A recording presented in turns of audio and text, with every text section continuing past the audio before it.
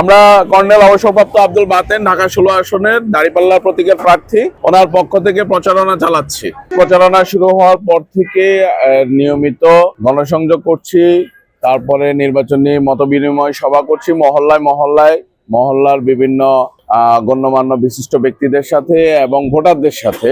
আমরা সর্বস্তরের মানুষের সাথে আমরা বৈঠক করছি, সভা করছি।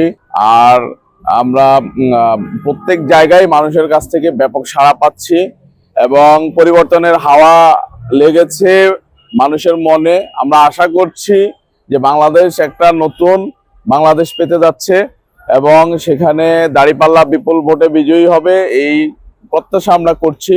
কারণ হচ্ছে মানুষ ইতিপূর্বে অন্য আরো বাকি সবাইকে দেখেছে। মানুষের বক্তব্যের সামারি হচ্ছে এটাই যে আমরা সবাইকে দেখেছি, আমরা দাঁড়িপাল্লাকে একটাবার সুযোগ দিতে চাই।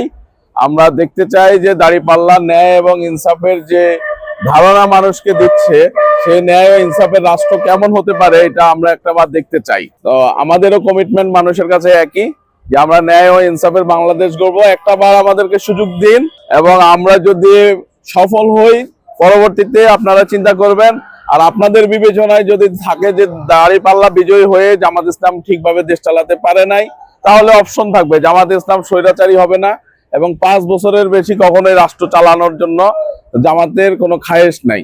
নির্দিষ্ট সময়ে জামাত তার ক্ষমতা হস্তান্তর করবে এবং নিয়মতান্ত্রিকভাবে সরকার পরিবর্তনের যে সিস্টেম সংবিধানে থাকবে সেটা অবশ্যই বাস্তবায়ন করবে। আরেকটি বিষয়, সেটা হচ্ছে জুলাই সনদ। এটা জাতির পরিবর্তনের যারা আন্দোলন করেছে তাদের রক্তের সাথে সম্পৃক্ত। এই রক্তের সাথে যেন বেইমানি না হয় এবং রক্তের হক যেন আদায় হয়। আমরা চাই জুলাই সনদ বাস্তবায়ন হোক। আমরা হা ভোটের পক্ষেও প্রচারণা চালাচ্ছি এবং মানুষকে আমরা বলছি যে দাঁড়িপাল্লা হা ভোটের পক্ষের একটা শক্তি। আমরা ক্ষমতায় যদি আসতে পারি, বিজয়ী হতে পারি, আমরা এই জুলাই সনদকে আইনি ভিত্তি দেব।